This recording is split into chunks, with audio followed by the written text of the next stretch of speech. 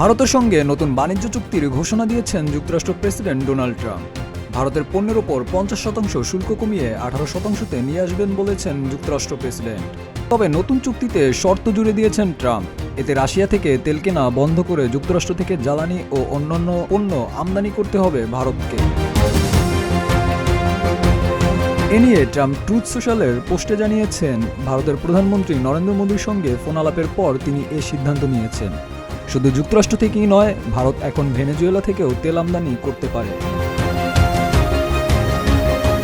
Trump সেখানে লিখেছেন, যুক্তরাষ্ট্র থেকে অনেক পণ্য কেনার প্রতিশ্রুতি দিয়েছেন ভারতের প্রধানমন্ত্রী, যার মধ্যে $5 বিলিয়ন বেশি মূল্যের জ্বালানি তেল ও কয়লা, সঙ্গে রয়েছে প্রযুক্তি ও কৃষিসহ অন্যান্য পণ্য। এছাড়া ভারতও যুক্তরাষ্ট্রের বিরুদ্ধে সব ধরনের শুল্ক ও অশুল্ক বাধা ধীরে ধীরে শূন্যের কোঠায় নামিয়ে আনার জন্য সম্মত হয়েছে। এদিকে হোয়াইট হাউসের এক প্রতিনিধি রয়টার্সকে জানিয়েছেন, অতিরিক্ত 25% শাস্তিমূলক শুল্ক প্রত্যাহার করা হচ্ছে ভারতের ওপর থেকে, যার ফলে মোট শুল্কের চাপ উল্লেখযোগ্যভাবে কমবে। এজন্য সামাজিক যোগাযোগ মাধ্যম এক্সে একটি পোস্ট দেন নরেন্দ্র মোদী। সেখানে মোদী লিখেছেন, আমার প্রিয় বন্ধু প্রেসিডেন্ট ট্রাম্পের সঙ্গে কথা বলে আনন্দিত। মেড ইন ইন্ডিয়া পণ্যের ওপর শুল্ক কমে 18% হওয়ায় অত্যন্ত খুশি আমি। ভারতের 140 কোটি মানুষের পক্ষ থেকে প্রেসিডেন্ট ট্রাম্পকে ধন্যবাদ।